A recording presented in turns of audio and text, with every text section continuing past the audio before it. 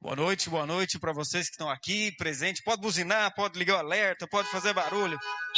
Pode fazer barulho.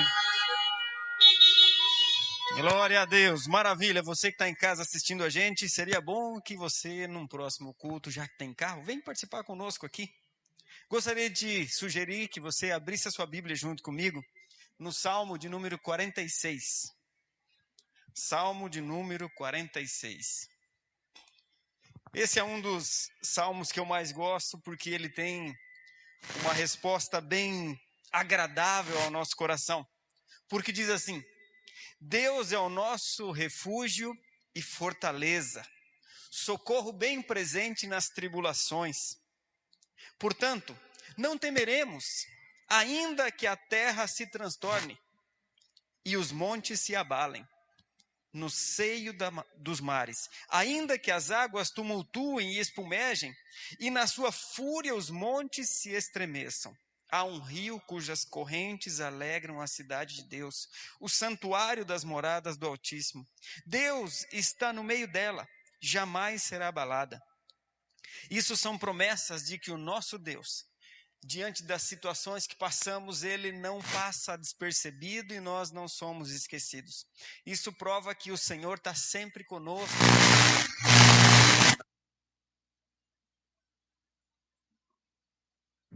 E tem cuidado de cada um de nós. Fecha os teus olhos para uma oração. Pai querido, muito obrigado porque o Senhor é o nosso refúgio. Obrigado porque o Senhor é o nosso socorro. Obrigado porque o Senhor é a nossa fortaleza. E nós te louvamos, Pai, pela grandeza da sua majestade, por sabermos que o Senhor está aqui nesse momento, onde 2 ou 3 se reúnem, o Senhor está. E nós te louvamos, Pai. Pedimos que aqueles que estão em casa, nos assistindo agora pela internet, eles possam ser alcançados também por sua graça. Porque assim, Deus, nós possamos vivenciar a nossa fé, a prática da nossa fé e da compreensão da tua vontade para nossas vidas. Porque o Senhor quer que nós sejamos fortalecidos, porque o Senhor espera de nós crescimento, porque o Senhor espera de nós uma postura de homens maduros, mulheres maduras, diante das provações, das tentações e das situações da vida. E diante disso, Pai, nós nos rendemos para ouvir a tua voz e para engrandecer o teu nome por meio dos nossos louvores, no nome de Jesus. Amém. Te convido a nós entoarmos alguns hinos e cânticos ao Senhor.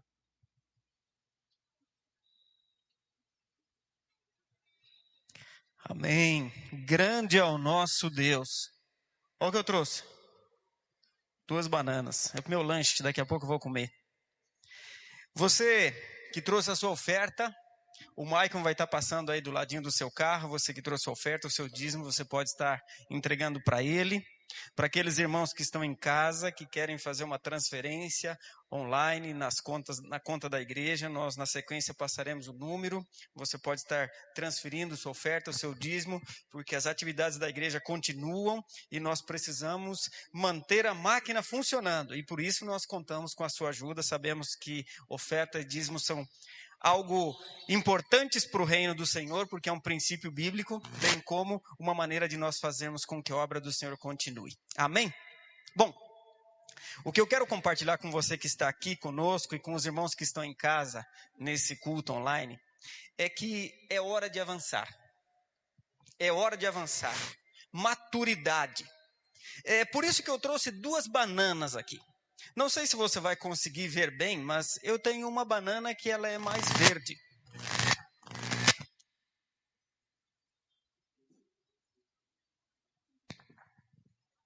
Uma das bananas que eu trouxe é verde. E a outra banana é bem madura. Qual delas é a mais adequada a ser consumida? A verde ou essa que caiu, que é a madura? Qual delas? Certamente é a madura. Porque quando nós formos comer dela, nós vamos experimentar do seu sabor doce, agradável, bem diferente dessa daqui, que ela vai ser bem esquisita, não é? Se eu comer uma banana verde, você já deve ter feito essa prova alguma vez na sua vida, e você sabe que numa linguagem bem popular, a gente vai dizer assim, que comer banana verde amarra a boca. Não é assim que funciona? É bem desse jeito. E quando nós vivenciamos o crescimento da fé, quando nós estamos na jornada da fé, E nós vamos deixando de ser verdes, novos na fé, crianças espirituais, como o apóstolo Paulo nos fala na primeira carta de Coríntios, capítulo 13, o versículo 11, ele diz assim: quando eu era menino, falava como menino, pensava como menino, me relacionava como menino. Quando me tornei homem, deixei para trás as coisas de menino. O fato de sair de uma fase tenra, nova na fé, ser verde na fé, e chegar na fase madura, onde nós estamos preparados, aptos para enfrentar toda e qualquer situação, passamos pelo crescimento, amadurecimento na fé, porque o crescimento e a maturidade andam juntas. Uma criança começa a gatinhar e ela vai se desenvolvendo, vai caminhando, depois de um tempo ela começa a correr, as conversas delas começam a ser mais conexas e ela vai crescendo, se desenvolvendo e amadurecendo. A vida da fé é exatamente assim. Nós caminhamos e vamos aprendendo. E aí, quando a gente começa a olhar para todos os relatos da Bíblia, nós percebemos que a ideia estratégica do Senhor é colocar eu e você numa família. Porque nas famílias, nós encontramos naquelas reuniões familiares que faz até um certo tempo que nós não temos por causa dessa questão do distanciamento social. Nós vemos os bebezinhos, nós vemos os mais maiorzinhos, as crianças mais ativas correndo para lá e para cá, mas tem os mais idosos, os adultos, os mais velhos, e tudo isso são faixas etárias onde nós vamos crescendo e vamos nos desenvolvendo. Então Deus nos coloca nas famílias, porque nós vamos nos relacionar com essas pessoas, vamos aprender uns com os outros, mas eu acredito que assim como na minha família, em todas as famílias tem um tio, uma tia que nunca cresceram. Nunca amadureceram. As suas ideias nunca se tornaram conexas porque ele não amadureceu. E a história da vida de fé de cada um de nós pode parar e ser vivenciada dessa maneira. E eu te convido agora a abrir comigo a sua Bíblia em Hebreus, capítulo 5. Nós vamos ler os versículos 11 até o 14. Hebreus, capítulo 5, do 11 ao 14.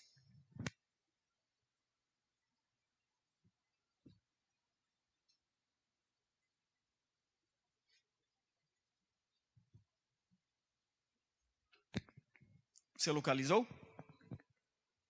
O autor de Hebreus começa dizendo assim: a esse respeito, temos muitas coisas que dizer e difíceis de explicar, porquanto vós tendes tornado tardios em ouvir, pois com efeito, quando devíeis ser mestres, atentando ao tempo decorrido, tendes novamente necessidade de alguém que vos ensine de novo quais são os princípios elementares dos oráculos de Deus. Assim vos tornastes como necessitados de leite e não de alimento sólido.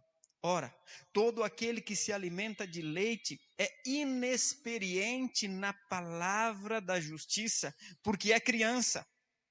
Mas o alimento sólido é para os adultos, para aqueles que pela prática têm as suas faculdades exercitadas para discernir não somente o bem, mas também o mal. Vamos orar. Querido Deus, nós estamos diante da Tua palavra. E nós clamamos ao Senhor por meio do Teu Espírito Santo que nos traga compreensão, entendimento e sabedoria a respeito desse assunto, que é a hora de nós avançarmos rumo à maturidade, deixarmos de ser crianças espirituais e nos tornarmos adultos, prontos para ensinar outras pessoas a caminhar na jornada da fé. E nos abençoa nisso, Pai, por favor, no nome do Teu Filho Jesus. Amém. Nós aqui então olhamos para a história do povo hebreu que recebe essa carta. O autor da carta aos Hebreus está admoestando eles, chamando a atenção deles, quanto ao fato de que eles estavam tendo atitudes infantis. Eles estavam agindo como crianças. Eles estavam vivenciando algumas coisas de maneira errada, porque eles já tinham sido instruídos e agora eles não estavam praticando mais. Tudo aquilo que eles haviam ouvido, se você olhar para o primeiro capítulo de Hebreus, você vai perceber que ele começa dizendo aquilo que eu vos falei aos vossos pais lá no passado, vocês continuem caminhando nisso. Mas o autor começa falando assim, gente, vocês que eram para ser mestres, agora precisam de alguém que vos ensine. Vocês eram para estar dando aula, mas vocês estão precisando de alguém que aponte o caminho das coisas mais elementares, das coisas básicas da fé de vocês. O autor está chamando essa atenção. Sabe por que ele faz isso? Porque os hebreus ouviam tudo, mas não obedeciam. Conhece alguém que faz assim? Você conhece alguém que faz isso? Que ouve, mas não obedece? Que recebe instruções, mas não pratica? Que sabe o que deve fazer e não faz? Talvez essa pessoa seja eu, ou até mesmo você. O famoso escritor John Stott, ele diz assim, a solução para a maturidade na fé passa pelo nosso autêntico compromisso com uma responsabilidade dupla. A maturidade em Cristo é alvo tanto para nós, quanto para o nosso ministério. John Stott está querendo dizer que nós precisamos entender da nossa responsabilidade como indivíduo, mas como alguém que pertence a uma igreja, a um ministério, ao ministério do Senhor Jesus, que Ele nos deixou como seus embaixadores aqui na terra. Nos versículos 12 e 13 fala disso. O autor está dizendo, olha, vocês deviam ser mestres. De tanto que vocês já ouviram, de tudo aquilo que vocês presenciaram, vocês já poderiam estar dando aula. Ele não queria que aqueles homens, aqueles hebreus, aquelas mulheres se tornassem doutores da lei com o narizão empinado, querendo dizer assim, eu já sei tudo, não preciso de mais nada. Não, pelo contrário, ele queria que aquelas pessoas fossem mestres, mas na mesma categoria que Jesus foi mestre, humilde. E ensinou a todos. Mas ele queria falar que eles precisavam considerar que eles já tinham sabedoria para ensinar as pessoas. Mas agora parece que eles precisavam voltar a tomar o leitinho na mamadeira como bebês. Me chama a atenção aqui, porque essas citações aqui são bastante vergonhosas para os hebreus. Eles que eram para estar num patamar de fé, de compreensão, de entendimento elevado, eles agora, por causa de não ouvir, ou melhor, ouvir e não obedecer, eles voltaram a ser crianças. Nada contra ser criança, mas eles haviam retrocedido na fase, eles voltaram para trás, eles deixaram de crescer, eles retrocederam. Na verdade, o que seriam sinais de maturidade? Eu tenho duas propostas para você e eu quero te inspirar a entender isso. A primeira é que eles precisavam pôr em prática aquilo que se ouvia. E eu entendo que eu e você também podemos ser maduros na fé quando colocamos em prática aquilo que ouvimos. Com a prática, nós amadurecemos, nós crescemos, enfrentando as situações da vida, nos aperfeiçoamos e crescemos no Senhor. Mas existem muitas pessoas, meus irmãos, você que está aqui me vendo e os que estão me vendo nas suas casas, existem muitas pessoas que vão de igreja em igreja, que participam de todas as conferências que aparecem na vida, que têm inúmeras folhas de anotações em cadernos, mas na hora de ser um cristão, de fato, eles deixam a desejar. São cristãos, de fato, na teoria. São cristãos, de fato, naquilo que receberam. Mas na hora, no dia a dia, quando a segunda-feira chega, quando a terça-feira chega, na quarta-feira, na quinta, na sexta, no sábado, na sua semana, eles deixam a desejar. Mas por que isso acontece? Alguém talvez vai me fazer essa pergunta. Pastor Jackson, por que isso acontece? Simplesmente porque nós não praticamos aquilo que ouvimos. Nós não colocamos em prática aquilo que ouvimos. Aí Paulo, mais uma vez, vem e nos orienta. 1 Coríntios, capítulo 3, os versículos 1 e 2. Ele diz assim: irmãos, não lhes pude falar como a espirituais, mas como a carnais, como a crianças em Cristo. Dei-lhes o leite e não o alimento sólido, pois vocês não estavam com condições de recebê-los. De fato, vocês ainda não estão em condições. Puxa vida! Paulo falou assim para esses irmãos na igreja de Corinto, falando: gente, eu não pude falar com vocês em pé de igualdade, eu tive que reduzir a minha conversa para que vocês pudessem entender. Parece que ele estava falando mais uma vez com crianças, com pessoas que vivenciavam a inveja e o ciúme. Quem é de Paulo, quem é de Apolo? Quem é desse, quem é daquele? Quando ele fala lá em 1 Coríntios 3. Mas você quer um conselho? Quer um conselho, meu irmão, minha irmã? Você que está aqui, você que está em casa? Leia a carta de Tiago.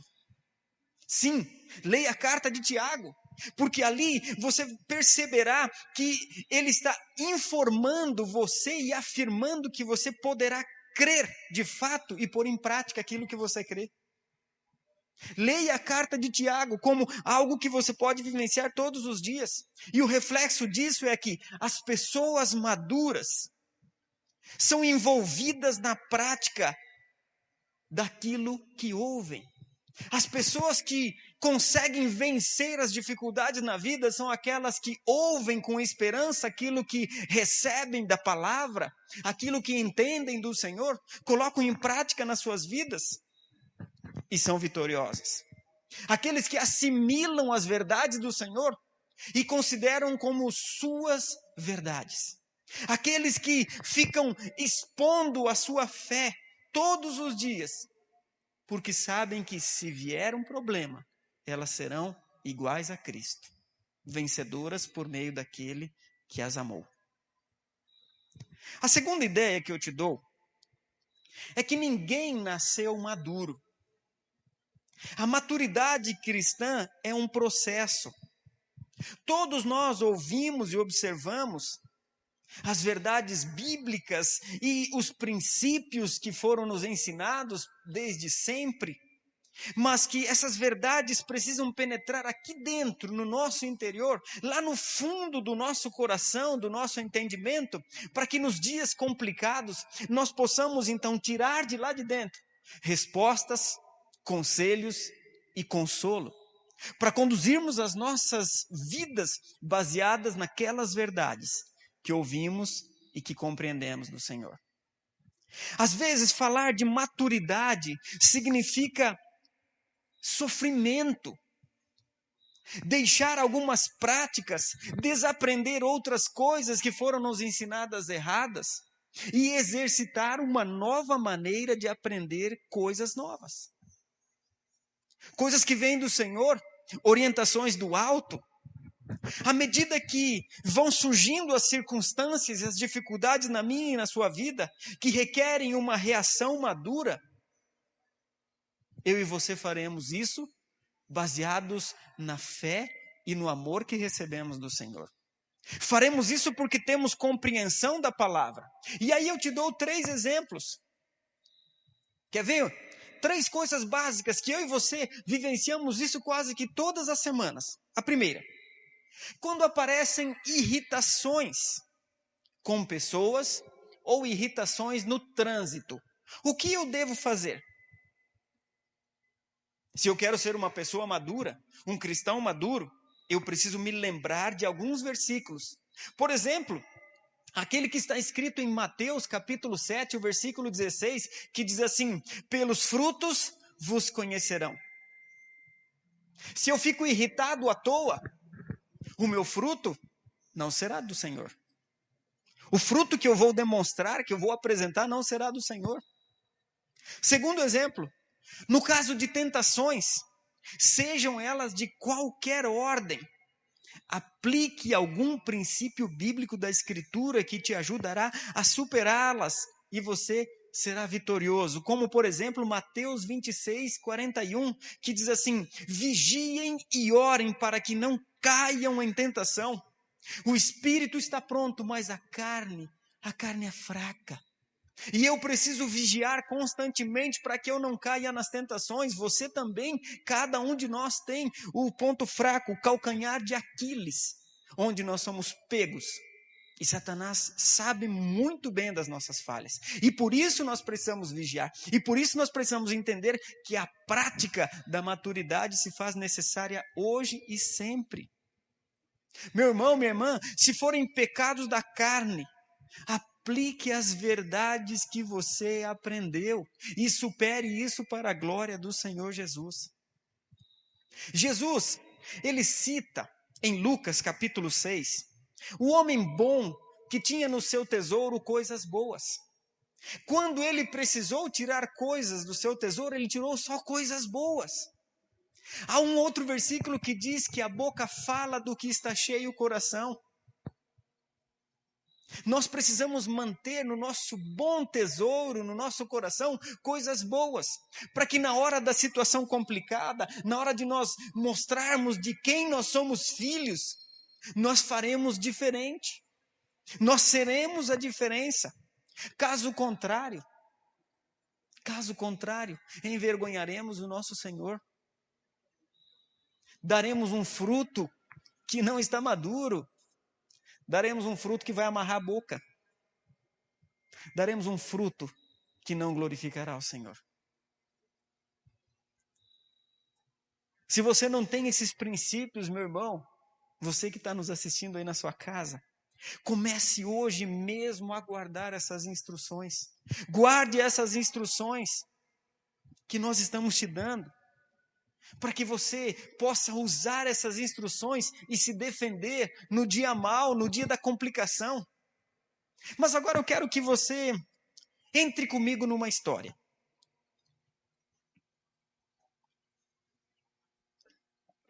Imaginemos uma pessoa que vai ao seu médico, depois de ter feito alguns exames, e o médico abre o envelope com os resultados dos exames, e lá naquele resultado de exames está escrito assim: positivo para câncer, positivo para Covid-19. E a pessoa, depois de ficar absorta por causa do susto que recebe, ela se recompõe e o médico começa a dizer como é que vai ser o processo de tratamento.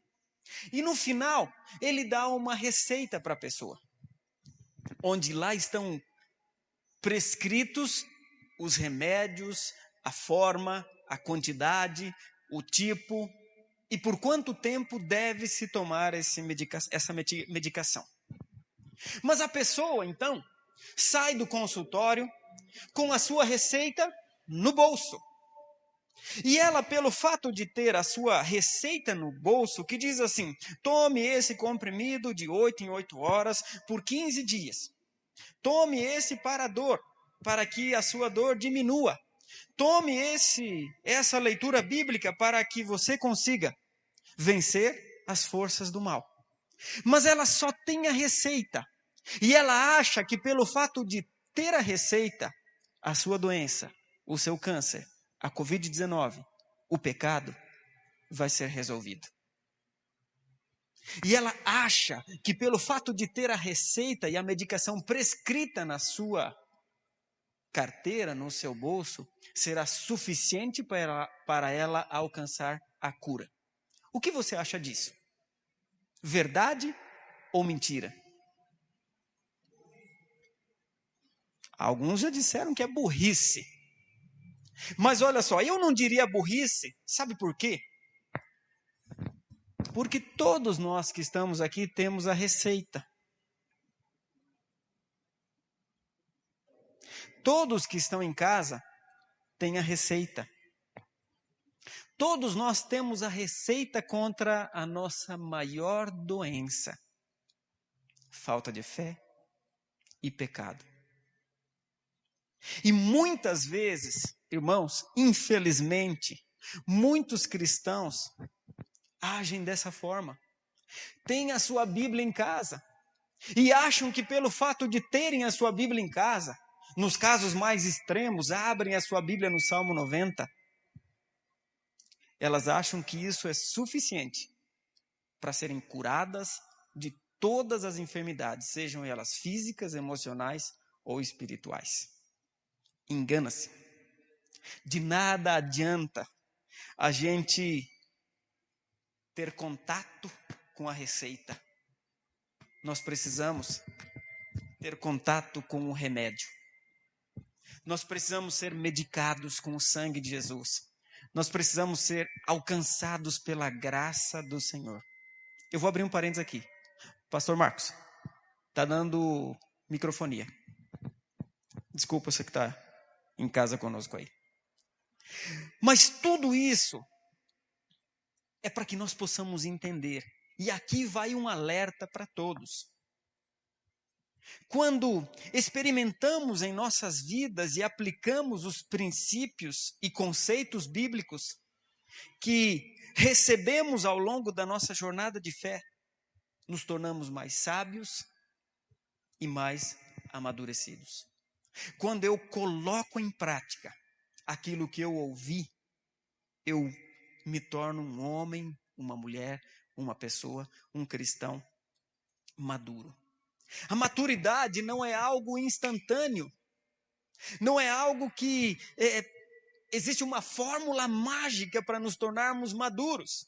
Não é num retiro que amadureces, não é num momento específico que você vai amadurecer, não, é um processo. Eu preciso vivenciar isso, eu preciso crescer na minha caminhada, na minha jornada de fé. E eu preciso entender que, obtendo ensinamento com perseverança, e essa palavra está meio esquecida, né? Parece que a gente deixa de perseverar em ser cristãos maduros. Nós precisamos colocar em prática a nossa perseverança, a nossa firmeza em saber o que é certo e o que é errado. Hebreus capítulo 5, versículo 14, o autor diz assim: mas o alimento sólido é para os adultos, para aqueles que pela prática têm as suas faculdades exercitadas para discernir não somente o bem, mas também o mal. Eu preciso disso. O meu crescimento e a minha maturidade, ela é vivenciada no decorrer da minha caminhada, da minha jornada. Como eu reajo às situações da vida, como eu reajo às perdas, como eu reajo aos ganhos, como eu reajo diante da tentação, quando eu reajo diante da difamação, como eu reajo diante de tudo isso. Aprendendo assim a lidar com os problemas que são inevitáveis. E assim eu vou amadurecendo, assim eu vou crescendo, como subindo uma escada, degrau por degrau. Se por vezes eu volto um degrau, eu volto só um, porque eu não quero voltar a ser criança, como o apóstolo fala.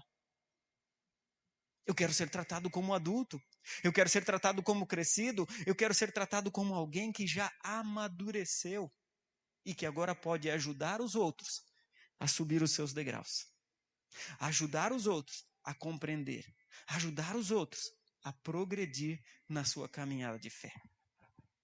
Concluindo tudo isso, a minha expectativa é inspirar você a compreender que a maturidade não é fugir dos problemas. Muito pelo contrário, é estar preparado para confrontar-se com essas situações, para vivenciar os reveses da vida, encará-los e atravessá-los e sair lá na frente mais forte do que nunca. Amém? Buzina aí, você que está concordando comigo. Obrigado. Entender que esse nosso distanciamento social é algo que lá na frente nós vamos sair mais maduros, amadurecidos, fortalecidos, firmados na fé. E que esse tempo que nós estamos distanciados sirva para que nossa fé aumente cada vez mais. Isso significa que a maturidade espiritual, ela é melhor evidenciada em atos do que em fatos. Eu preciso agir mais e falar menos. Aí eu mostro que eu sou o verdadeiro cristão e que eu vivo a minha fé madura em Cristo Jesus, aquele que se entregou por mim lá na cruz do Calvário, para conquistar a minha vida. Nós podemos saber de tantas coisas.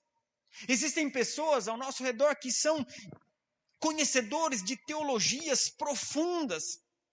Tem pessoas como alguns de nós que conhecem grandes e grandes porções de versículos de cor.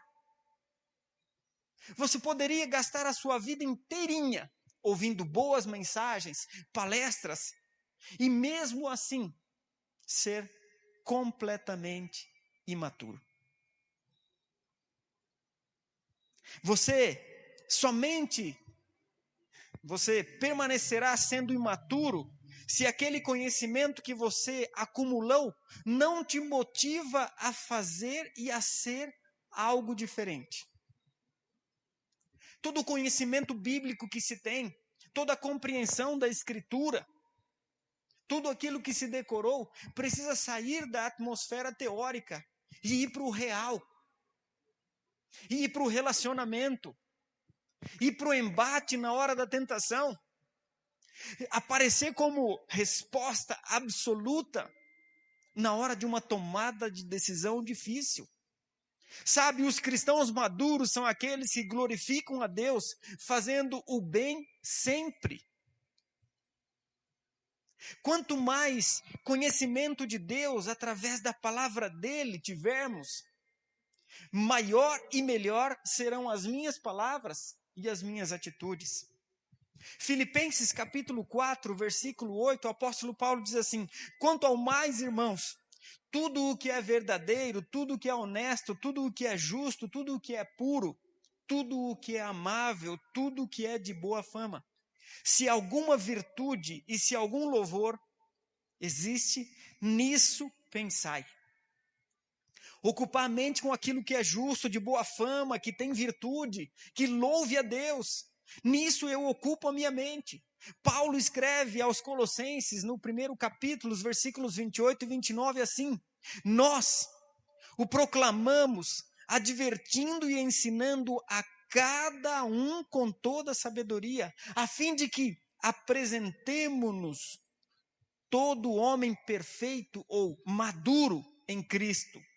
Para isso eu me esforço, lutando conforme a sua força, que atua poderosamente em mim.